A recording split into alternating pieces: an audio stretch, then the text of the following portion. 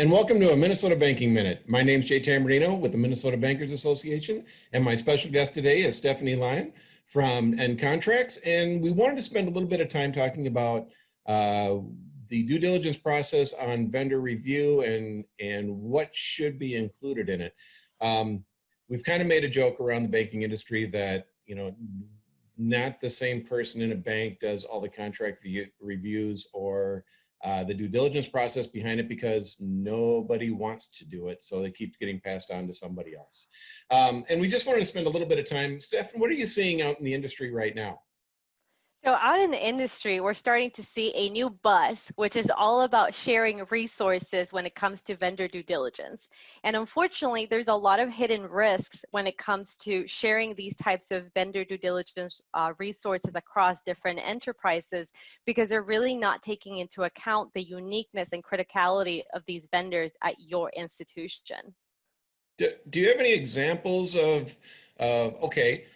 we've said this a long time, that if the same vendors are being used by every bank, why can't we share these resources? Do you have any good insight on why we shouldn't be doing that?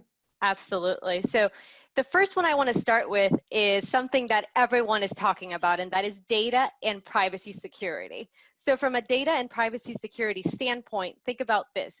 Whenever you get due diligence documentations from your vendors, you're generally going to be required to sign some kind of non-disclosure agreement with them. And in that disclosure agreement, you tell them that you're not going to be utilizing this information for anything other than the purposes for which they're giving you that data. And there's a lot of really good reasons why vendors want to protect themselves that way. Well, if you think about it, some of the information they're sharing with you is all about their business records. It's all about how they store data, how they transmit this data, the vulnerabilities that they have found as they test their own systems. And so anytime you're going to utilize that data and then share it with a non-affiliated third party like another financial institution, you may be exposing that vendor to unnecessary risk, which they're going to want to mitigate through, again, those agreements and having a breach provision about sharing that documentation. And that is just one of about 3 or 4 other risks that I could go into regarding why you don't want to be sharing data that way. Oh, no, that actually does make sense.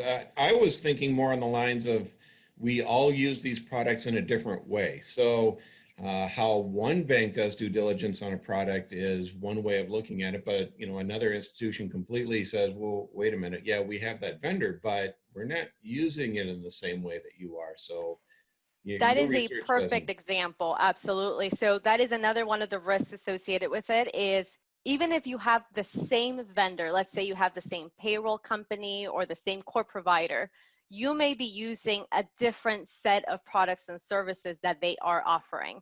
And based on the fact that you're utilizing different product offerings, your data may actually be stored in a completely different place.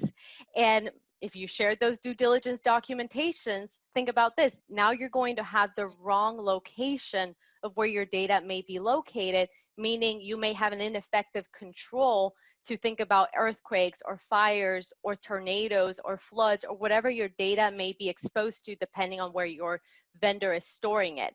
So just sharing those resources based on the name of the vendor does not really protect you. And the second side, or the flip side of the coin with that, is also the criticality of the vendor.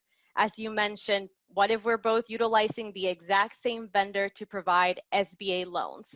That is the hot potato of today, right? The SBA lending. Well, what if my financial institution only makes up about 35% of SBA loans in our commercial portfolio? That is a huge chunk of SBA lending. But the other bank, Bank B, that I'm going to want to share my resources with, they only do 2%. Well, if you think about how much due diligence that other financial institution has to do, the one with the 35% versus 2%, they're not going to want to meet when it comes to how much effort is going to take to engage in that level of due diligence to mitigate the level of risk that the vendor presents to that third party or to that bank that has 35%. So you're going to have completely divergent requirements and needs and documentation that you're going to want to store. So it just does not match up. And if you utilize less due diligence, then you're not even meeting your own vendor program or the risk mitigation requirements. Perfect. Well, I appreciate the time we spent today. This has been absolutely phenomenal. Any last insight on if there's going to be any clear direction as to what examiners are going to be specifically looking for in vendor management? We are seeing a lot of the regulators engage in a little bit more of tailoring of regulations. They are issuing rules and guidance out there that does take into account the size and sophistication of our institutions. A lot of the guidance out there and rules say banks under $1 billion don't have to engage in some of the same kinds of things that banks that are 10 billion or 100 billion or even the trillions, right? And that's a really good thing, because there needs to be the ability to tailor these regulations so that we're not all spending hundreds of thousands of dollars in compliance and third-party management and so forth.